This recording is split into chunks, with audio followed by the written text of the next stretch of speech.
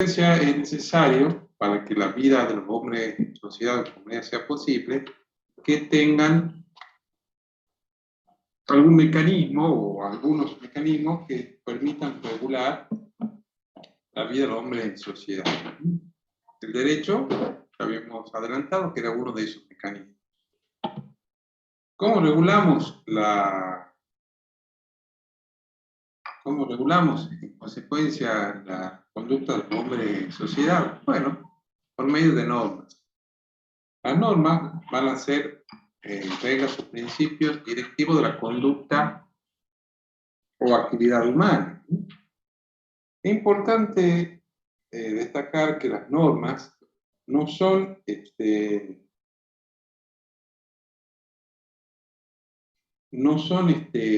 leyes como las leyes de la ciencia, ciencias naturales que intentan explicar un fenómeno, sino son las que tratan de encauzar las reglas de la conducta en una determinada dirección. Y por eso la norma también presupone la posibilidad de su violación, como ya vamos a ver. Las normas entonces intentan reflejar no lo que ocurre, o la realidad, o el ser, sino lo que debe ser.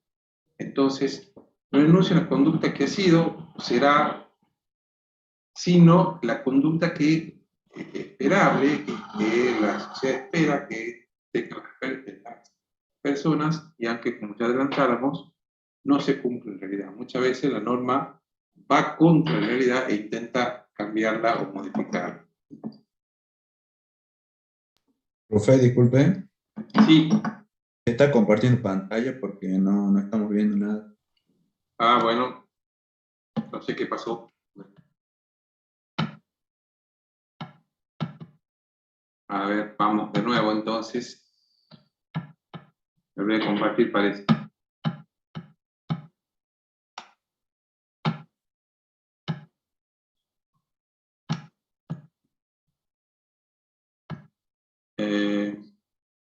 Bien, compartir.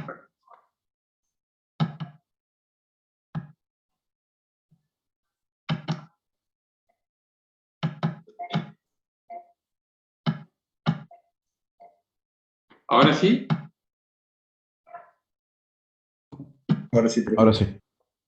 Bueno, vamos a hablar un poco, repasar lo que acabo de decir. Las normas son reglas o principios directivos de la conducta o la actividad humana. O sea, no intentan explicar lo que ocurre, porque es un principio propio de las ciencias naturales, los fenómenos de la naturaleza, o de las ciencias sociales, para los fenómenos que estudian a la sociedad, sino trata de encauzar o dirigir la conducta en una determinada dirección. Por eso decíamos que la empresa era un deber ser, y no es lo que es, ha sido, será, sino lo que debe ser, y aunque no se cumple en realidad, y muchas veces trata de modificar esa realidad. Un ejemplo que me gusta darles es la sanción de la ley provincial 75-75, que estableció la prohibición de fumar en espacios públicos cerrados. Antes de la sanción de esa ley, por ejemplo, en un bar, las personas, si bien por ahí se separaban sectores de fumadores y no fumadores, el aire, el aire era el mismo. Y esa norma pasó a modificar una realidad de que la gente fumaba en espacios públicos cerrados, y a partir de esa sanción de esa norma, que estableció unas sanciones fuertes, sobre todo para establecimientos públicos que la violaban, la gente ya no fuma en espacios públicos cerrados, modificó una realidad. Entonces, el sentido de la norma era que no se debe fumar en espacios públicos cerrados. Y, ustedes vieron que después los bares empezaron a tener espacios abiertos para que se sienten los fumadores, pero bueno, modificó una realidad que existía hasta ese momento. Vamos a clasificar las normas en normas técnicas y normas éticas. Y ahí, dentro del cuadro, hemos subrayado dos palabras clave para comprender cada una de estas clases de normas. Las normas técnicas apuntan al cómo, y las normas éticas para qué, y pasamos a explicar. Las normas técnicas se refieren a los medios, o sea, al procedimiento de la acción, para responder al procedimiento de cómo hacer algo. ¿Qué ocurre si no sigo la norma técnica? No voy a lograr el objetivo que me propongo. Entonces, ahí, como bien pueden leer ustedes, dice, dará como resultado la frustración del objetivo perseguido por la gente. Si no sigo la norma técnica, no voy a lograr lo que me propongo. Un ejemplo muy claro de normas técnicas son, por ejemplo, las reglas de programación. Si ustedes no siguen la sintaxis de un lenguaje de programación, nunca van a lograr obtener el sistema que van a proponer. En cambio, en las normas éticas, y dentro de aquí, como ya van a ver a continuación, el derecho, responde la inquietud referida a la finalidad de la acción. Y acá la pregunta clave es ¿para qué? ¿Qué es lo que persigue la gente con ese obrar o con ese accionar? Entonces acá sí hay un juicio de valor sobre la finalidad que persigue la gente al desplegar su conducta. Si es bueno o malo, justo o injusto, si es útil o es inútil, etc. Entonces, vamos a pretender encauzar la conducta de los seres humanos hacia algunos determinados valores que pretende la comunidad. Por ejemplo, la justicia, la seguridad, la utilidad, etc. Entre otros valores que pueden ser considerados socialmente útiles. Las normas éticas las vamos a clasificar por lo menos en normas morales y normas jurídicas. ¿Están todos de acuerdo? Algunos autores agregan también a las normas, como dentro de las normas éticas, a los usos y convencionalismos sociales. Por eso lo pongo con una línea punteada nomás.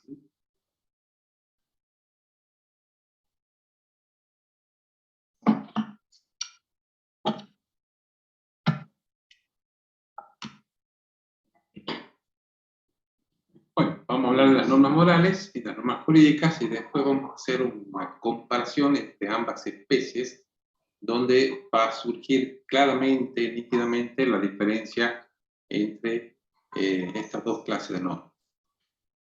Las normas morales regulan las acciones de las personas desde su fuero íntimo, desde su propia conciencia, y el propio sujeto es el que decide cuál va a ser la norma que va a regir su vida moral, en base a sus propias creencias o sus propias convicciones.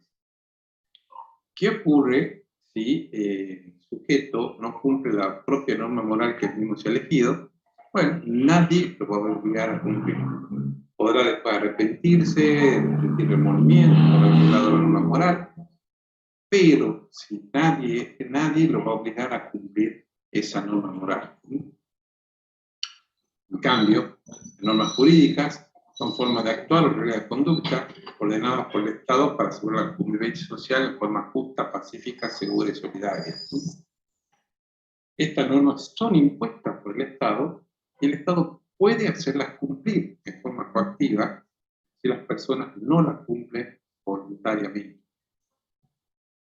Por ello, la comparación entre las normas del derecho y la norma moral, viendo las diferentes características que tienen estas normas, vamos a poder nítidamente diferenciar a la moral del derecho a las normas morales de las normas jurídicas. Decimos que las normas morales son unilaterales y las normas jurídicas son bilaterales. ¿Y esto qué quiere decir? La norma moral es unilateral porque rige para un sujeto que él mismo eligió esa norma y puede ser que la persona que tenga al lado no la rija esa norma moral. En cambio, las normas jurídicas son bilaterales, tal vez plurilaterales, porque rigen en un marco de comunidad, por lo menos dos sujetos. Si yo vivo solo, tengo en una isla desierta, bueno, tengo mis propias normas morales que me rigen, pero si no hay nadie más, tal vez no haya normas jurídicas, pero si ya integro una comunidad, sí va a haber normas jurídicas. Las normas morales autónomas, y esto tiene que ver con que el propio sujeto la elige, o sea, su validez depende del propio sujeto que la acepta. En cambio, las normas jurídicas son heterónomas porque no dependen de la voluntad del sujeto a quien está destinado a cumplir la norma, sino que es la propia comunidad que tiene un órgano, la misma, que se encarga de decir cuáles son las normas jurídicas, no le pregunta a las personas si están de acuerdo o no con esa norma. Les aplica igualmente. Y tal vez la última característica, tal vez la más notoria, es el tema de la coerción o la coercibilidad, ¿no? La posibilidad de que una norma se aplique aún contra la voluntad de las personas a quien está destinada. Bien, la norma moral es incoercible porque nadie me obliga a cumplir la norma moral. En cambio, la norma del derecho es coercible. Si yo no cumplo voluntariamente, va a haber un órgano de la comunidad que se va a encargar de hacer cumplir la norma. Vimos el ejemplo de ayer del tema del estacionamiento.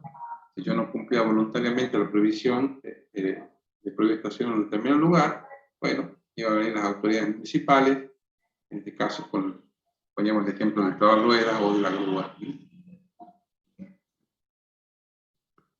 Los usos y convencionalismos sociales son reglas que tienden a ser más agradables a la convivencia de las personas.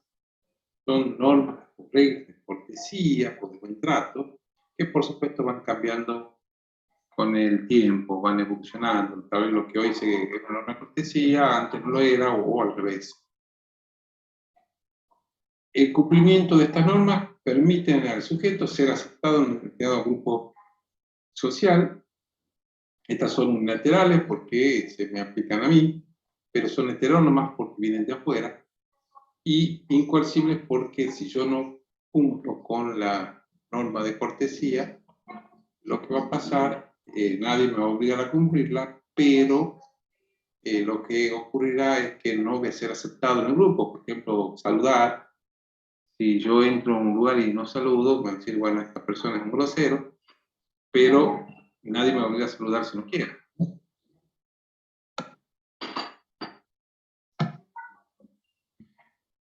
Bueno, hasta ahí más o menos nos estamos ubicando en el fenómeno del derecho para,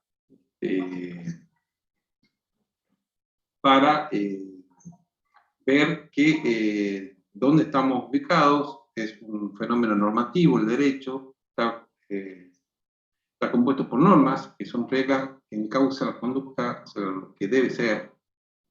Y dentro de las normas tenemos normas éticas, y dentro de esas normas éticas están las normas jurídicas. Bueno, ahí está el fenómeno del derecho, dónde está ubicado. Bien, ¿alguna duda hasta aquí? Perfecto. Bueno, vamos ahora entonces, bueno, acá no llegué con la transparencia, bueno, pero ya apenas la termine, me comprometo a subir al campo virtual. Faltaría agregar el tema del concepto del derecho y la clasificación del mismo.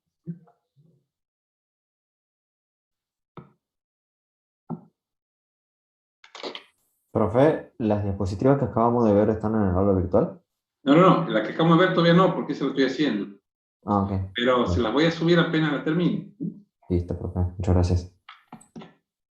Respecto al concepto de derecho, lo primero que tenemos que tener presente es que de dónde viene la palabra, de dónde viene el término derecho. El término derecho viene del latín, latín directus, que es el participio pasado de dirigere, que es un verbo que significa dirigir, conducir o encauzar en latín. Entonces, la idea de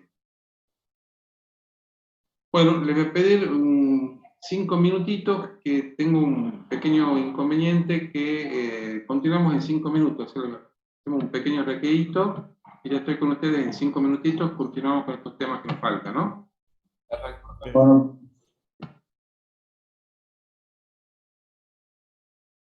Cuando terminemos, les paso, ¿no? Ya en 5 minutos volvemos y les paso la asistencia.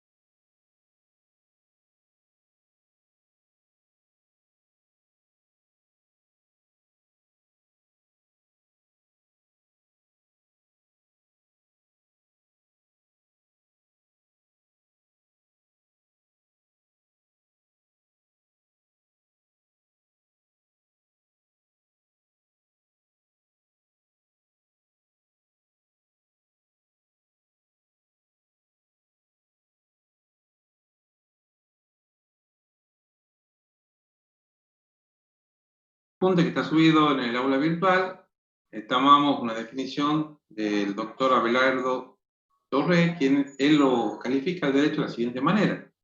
El derecho es el sistema de normas coercibles que rigen la convivencia social. ¿Por qué dice que es un sistema de normas? Porque hay normas de diferentes jerarquías. Como ya vamos a ver en la próxima unidad, tenemos la norma de máxima jerarquía, que es la norma constitucional, y de ahí hay otras normas de las cuales dependen su validez. Son coercibles porque pueden ser aplicadas mediante la fuerza, y su objetivo obviamente es regular la convivencia de los hombres en sociedad. Sin embargo, tenemos que tener presente que el derecho, la palabra derecho, tiene varias acepciones. En primer sentido, tenemos derecho subjetivo y derecho objetivo, y es usual usar el mismo término, derecho, en los dos sentidos. Si yo digo desde el punto de vista del sujeto, el derecho subjetivo, estoy usando la palabra como sinónimo de facultad o potestad, o sea, facultad que tiene alguna persona. Por ejemplo, yo tengo derecho a, estoy diciendo, yo tengo la potestad o la facultad de una determinada acto, de realizar un determinado acto o de tener,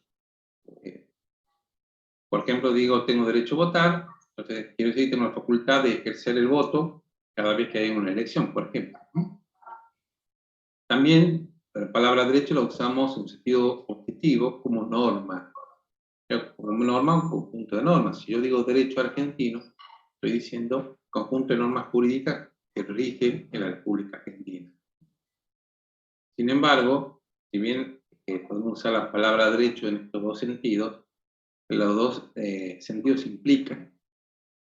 Porque si yo tengo un derecho o una facultad, es porque alguna norma me lo ha otorgado, y las normas tienen sentido en la medida que otorguen facultades o potestades a las personas a quienes está destinada. Nosotros nos vamos a entrar al análisis, obviamente, en el estudio de las normas, en un derecho en sentido objetivo. También tenemos que distinguir el derecho natural y el derecho positivo. El derecho natural es el conjunto de normas de carácter universal e inmutable, vigente en todas las épocas históricas, de carácter superior a las leyes humanas contingentes y derivado de la propia naturaleza humana, como por ejemplo el derecho a la vida. Sin embargo, el derecho positivo lo vamos a definir como el conjunto de normas vigentes en un momento, en un lugar histórico determinado. Este derecho, si bien intenta respetar ese derecho natural, siempre va a estar influido por algunas condiciones sociales, las posibilidades efectivas de coerción y la necesidad de conciliar lo establecido. Y muchas veces ese derecho positivo puede ir contra el derecho natural. Recuerden, por ejemplo, en el caso de Sudáfrica, hasta hace no muchos años, estaba exigiendo el apartheid, que no todos los ciudadanos eran iguales. Entonces, era un derecho positivo que, por ejemplo, pugnaba contra ese derecho natural. Dentro del derecho positivo, lo vamos a dividir a su vez. A ver, vamos a ver si pueden verme este cuadrito.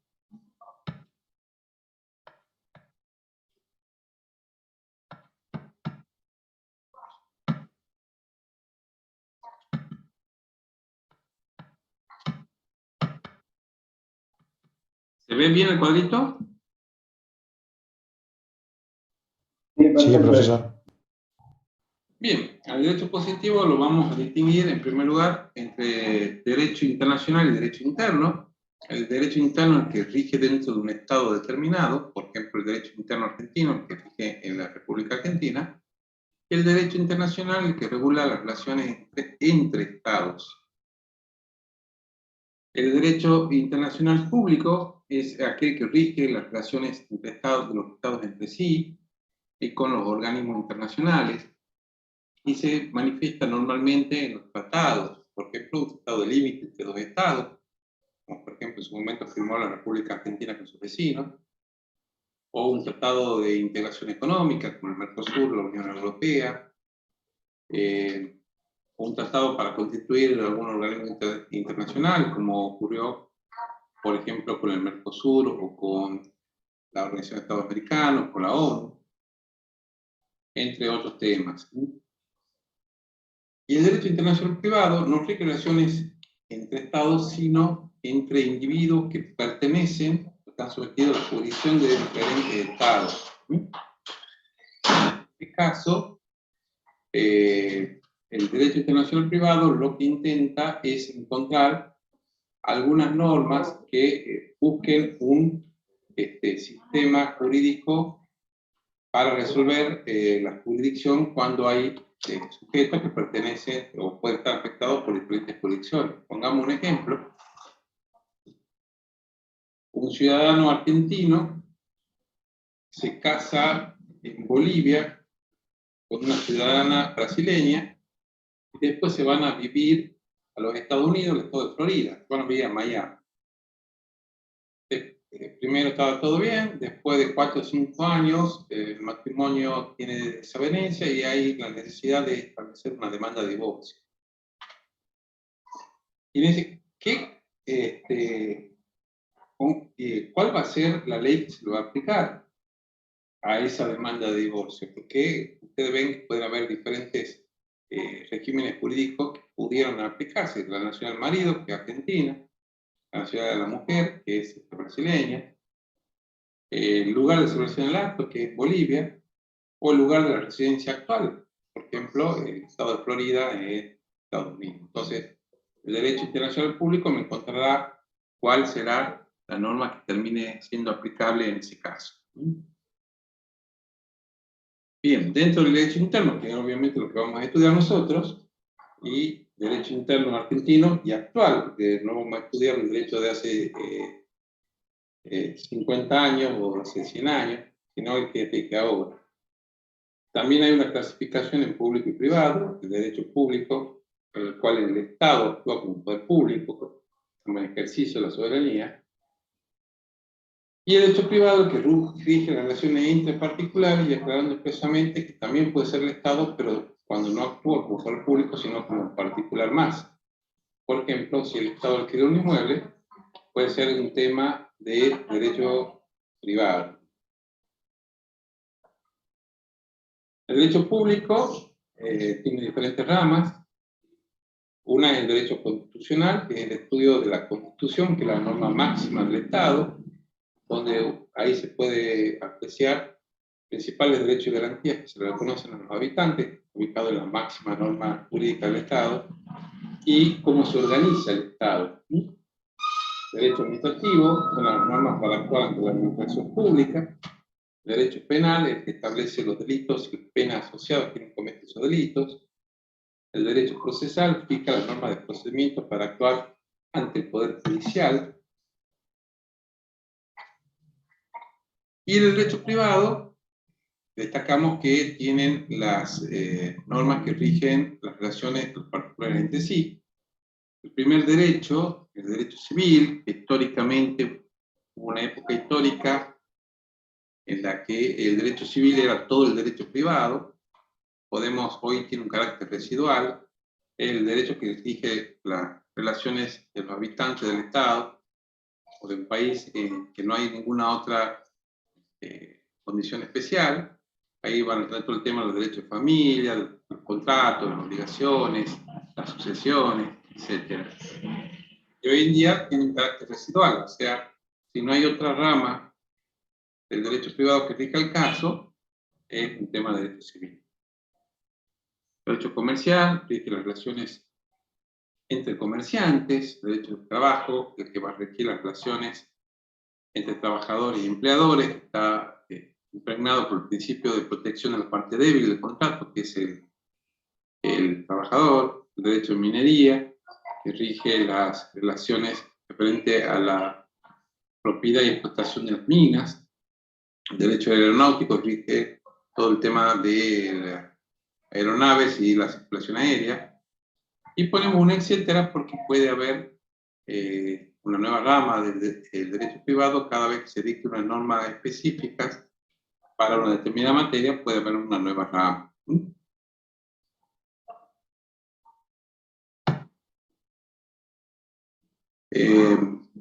Más o menos estos son los temas que vamos a ver en la clase de hoy.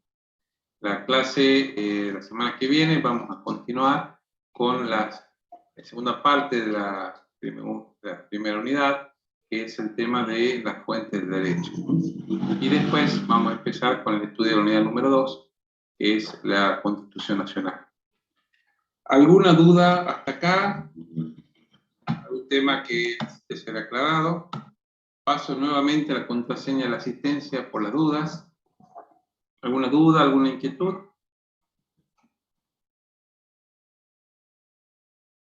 Bueno, perfecto, entonces, si es así, damos por concluido el encuentro de la clase de hoy y continuamos la semana que viene. Que tengan muy buenas tardes y hasta luego. No se olviden poner la asistencia, tienen hasta las 6:30 para hacer. Sí.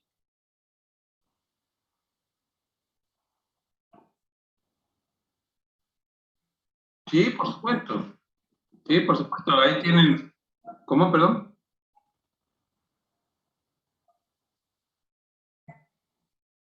No, todo ese material lo pongo en cada unidad para que lo vean todas las comisiones. Y si hay algún material especial que le tengo que dar, se lo voy a poner también. Perfecto. Bueno, ¿alguna otra duda? ¿Alguna otra inquietud?